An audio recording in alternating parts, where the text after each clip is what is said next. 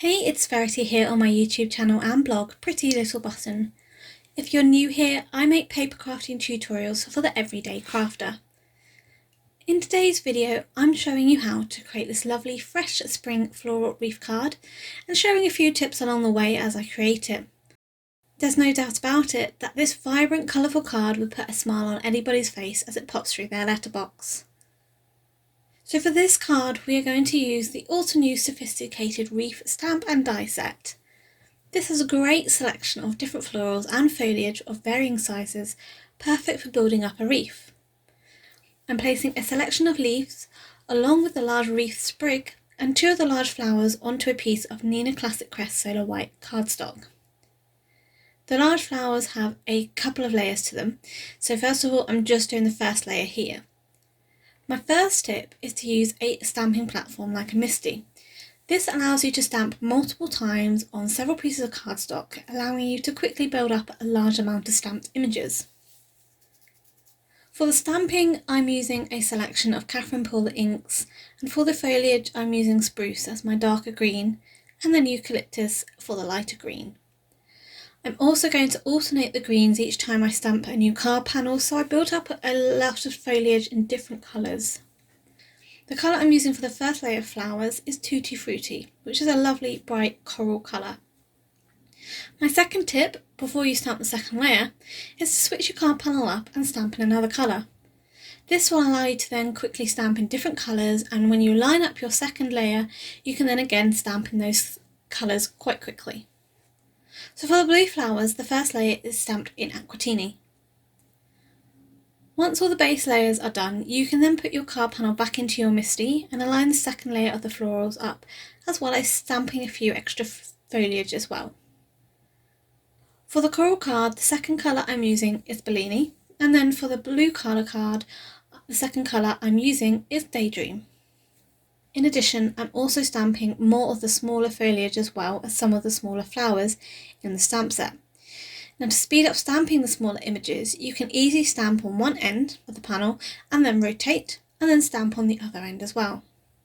So here I'm using the same colour of inks and stamping a selection of the flowers in both the darker and lighter colours of inks. Smaller images like this are great for filling up your wreath to make it look more full and complete. Once all the stamping was complete, I then went on to use the coordinating dies to die cut the images out. Now to save time, you could use a large die cutting machine that will fit a card panel in it, so you can die cut multiple of the stamps in one go, rather than die cutting one image at a time. After all the die cutting is complete, you should then have a large selection of stamps ready to assemble the wreath. It is better to have more of the smaller images compared to the larger images, just to create a bit more of a balance within the wreath, but don't worry if you have a variety. Now before we assemble the wreath, I wanted to add a little bit more interest to the background. I wanted this to be subtle, so it doesn't distract from the wreath, and a great way to do this is tone-on-tone heat embossing. So here I'm adhering the Altenew Feeling Dotty stencil down over a piece of Gina K Lemon Drop cardstock. I'm then using my Wow Clear Ultra Slow Drying Embossing ink to smoosh this down over the stencil to transfer the ink onto the card. I'm doing this quite hard to ensure enough ink is transferred through the stencil. The embossing powder I'm going to cover the ink with is Oyster Glunt's embossing powder from Wow. This has a lovely soft pearlescent embossing powder that can add a lovely tone-on-tone look. And as you see, when you heat set it, it is stunning with that pearlescent shine. One more element to do before we assemble the card is to add a little shine to the centre of the flowers. For the larger floral elements, I'm just using an acrylic block to stamp the centres in embossing ink before covering this with Wow Metallic Gold Rich Pale and heat setting. The softness of this gold really complements the spring colours within the card. Now if I had thought ahead, I would have embossed the centres of the little flowers before I die cut them. But here is another tip if, like me, you've already die cut them. Take a scrap piece of card and add some repositionable tape to it. Next, add your die cut florals to the tape, and this will act as a little handle to stamp the centres of the flowers on without them moving all over the place. In addition, you can then easily pick up the handle, cover it with embossing powder, heat set, and you won't have to worry about trying to pick up those small die cuts to heat set them. Once heat set, you can then easily peel the flowers off the repositionable tape and then use them on the card. Okay, so the panel has been trimmed down and foam mounted onto a white card panel to start assembling the card. Now, my tip is to first start positioning the large elements first, as these are harder to fit in later on when more stamped images are in place. In addition, add foam pads to create added variation and depth. For this card, I did not create a full wreath as I felt the partial wreath looked more appealing for my card design, but it's completely up to you whether you want a full or partial wreath. After the main shape is established, you can then start adding larger floral elements. So here I've created a visual triangle with the large floral elements, which helps lead the eye around the design, with the two larger floral elements clustered in the right bottom corner, and then the other smaller large florals either end of the wreath, creating a triangle. Remember to create depth and variation by gluing directly onto the card panel or using foam pads for dimension. Once all the large elements are added, you can then go on to use your smaller stamped images to start bulking out the wreath and filling in spaces. Layer up these elements on top, but also remember you can add them by tucking them underneath already placed elements to create a more realistic wreath with further dimension. And don't worry about whether it looks right to begin with.